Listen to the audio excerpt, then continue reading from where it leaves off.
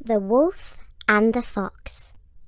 Hello, this is Elizabeth, and I'm here with a tale from the 1001 Nights. Lots of people have been asking us for another tale from this marvellous collection, and we're sorry that it's taken so long to bring you this, but we hope it's been worth the wait. This story is about two animals who do not trust each other, the wolf and the fox. It's full of bluff and double bluff. Like all the stories from 1001 Nights, it was first told long ago by Queen Scheherazade. Praise be to Allah, Scheherazade is married to the Sultan Shahryar. He says to her, "My eloquent queen, I love stories about animals.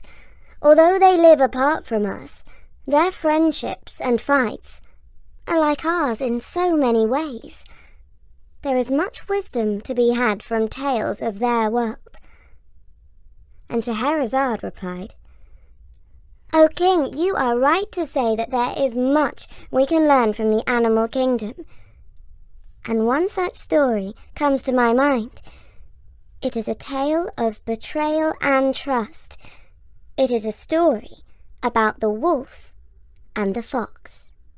And the Sultan rested his head on his hand and stretched out on the couch to listen to her story. The wolf and the fox had so much in common that they were like brothers. They both loved to steal and to hunt, but given the choice, they would always prefer to steal. These two strong-pawed bandits of the animal world lived together in one den. But the wolf was far bigger and more powerful than the fox, and he thought himself to be the better of the pair. The fox, though smaller, knew that he was much cleverer than the wolf, and he resented the way that the wolf always acted like he was the big boss. One day, as they sat in the sun outside their cave, the fox said to the wolf, "My friend, you are like a brother to me, so let me give you some kind advice. Mend your ways. Be a bandit no more. Do not steal from the son of Adam again." By the son of Adam, he meant man. The wolf turned his great head to his friend and lifted up one shaggy ear.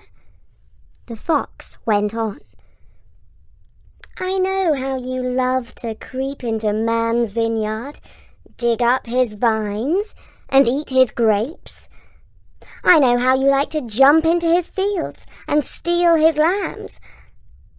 I also see how he hates you for this, and how he is planning your destruction. You would be wise to fear him, for he is full of cunning. He knows how to shoot birds down from the sky, how to lift fish from the water, how to burn wood, and how to cut up rocks. Someone that clever is bound to outwit one like you, eventually. So do as I advise. Make peace with the son of Adam, and steal from him no more." The wolf listened, and did not welcome these words, for he felt deep down that the fox was insulting him. Did he mean to hint that he was just a bit stupid? Or, at any rate, he realized that the fox thought himself to be far cleverer than him, and so he lifted up his great paw and punched his friend in the face. The poor animal went rolling over and over and was quite stunned. When he staggered back to his feet, the wolf growled at him, "It is not for you to advise your betters." It took the fox a moment or two to recover himself. When he could manage a smile, he said softly, Of course, you are right, Brother Wolf. Forgive me. I am full of regret for my sin against you, whom I love more than any other creature in the world." And the wolf looked him up and down, saw that the fox was fittingly afraid of him, and added in a stern voice, "Learn from this lesson. Don't poke your nose into other people's business." The fox bowed his head and said, "To hear your voice is to obey, my brother." "That's more like it," said the wolf.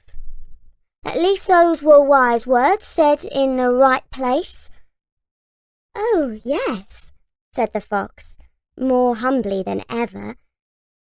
"As the poet once said, the blow of a teacher is at first hurtful, but in the end it is sweeter than honey." And from that time on, he was always careful to show the wolf the greatest respect, and to flatter him whenever possible. But inwardly, he hated the tyrant, and was looking for the chance to take his revenge. The months passed, and the wolf forgot all about the incident, but the fox did not. One day, he was skulking along the wall of the vineyard, looking for a way to sneak in and steal some grapes, when he found a hole large enough for a fox, even for a wolf. At first, he was delighted, and then he thought to himself, "This is too good to be true. I think the son of Adam is plotting something here." And he stretched through the hole and gently tapped the ground on the other side with his paw. It was just as he thought. The man had laid sticks and leaves across a deep pit. It was a trap to catch a thief. "Praised be Allah, I have found this cunning trap," said the fox happily. "And may my enemy the wolf fall straight into it." And he ran back to the den with a spring in his step. "Good news," he said, as the wolf was just shaking off his sleep. "I have found an easy way into the vineyard. You can sneak in and fill your belly with man's juicy grapes. The ripe fruit is shining on the vines, ready for you to eat." The wolf had no reason to doubt the fox's words, and he went trotting off to the vineyard in search of a delicious and easy breakfast. He found the hole in the wall, just where the fox had told him to look, and he easily crawled through it. But on the other side, he fell through the sticks and leaves and tumbled straight down into the trap. The fox saw his friend's misfortune, and he was jubilant. "At last, fortune has taken pity on me. Greed has pulled the wolf down to his doom." And with tears in his eyes, he peered over the edge of the pit and saw the sorrowful wolf looking up at him. "My one true friend," said the wolf, "I see that you are crying for me." "No, not one bit," laughed the fox. "I am crying because I am thinking how long you lived before this day, and I am sad because you didn't fall into this deep hole sooner." These cruel words stunned and hurt the wolf even more than his fall had done.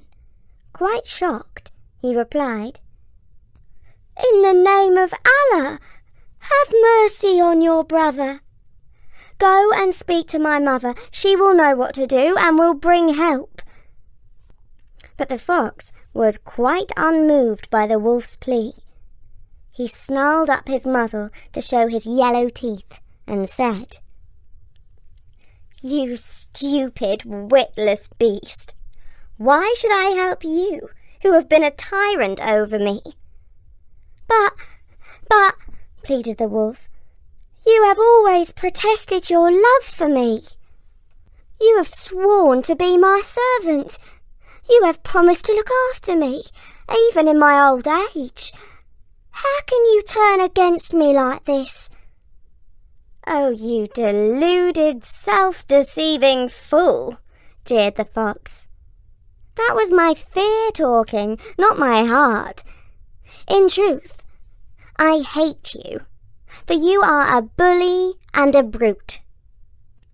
Still unable to fully believe these words, the wolf, half thinking that his friend was joking, said, "I pray, do not speak to me with the tongue of an enemy. Do not look at me with the eyes of a foe. For the wise poet spoke well when he said, 'Forgiveness is noble, and kindness is the best of treasures.'" "Oh, now you beg and scrape," said the fox. "But that is only because you are down there in the dark hole, and I am up here in the sun. If you rescue me from this pit, I shall repent my ways." "Arr, arr!" howled the wolf, but the fox just laughed at him.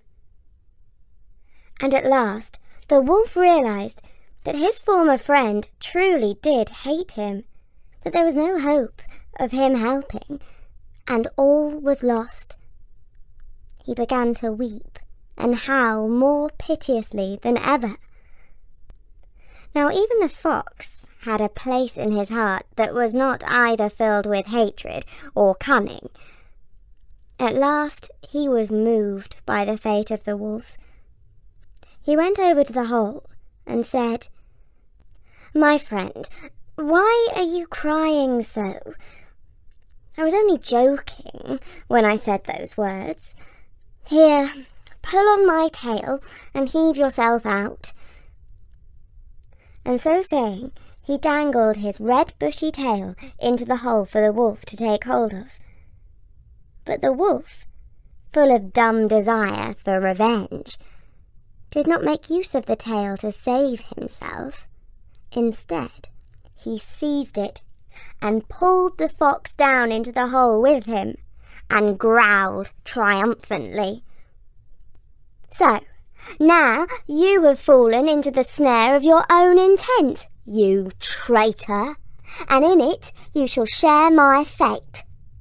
The fox, full of fear, began to beg and scrape.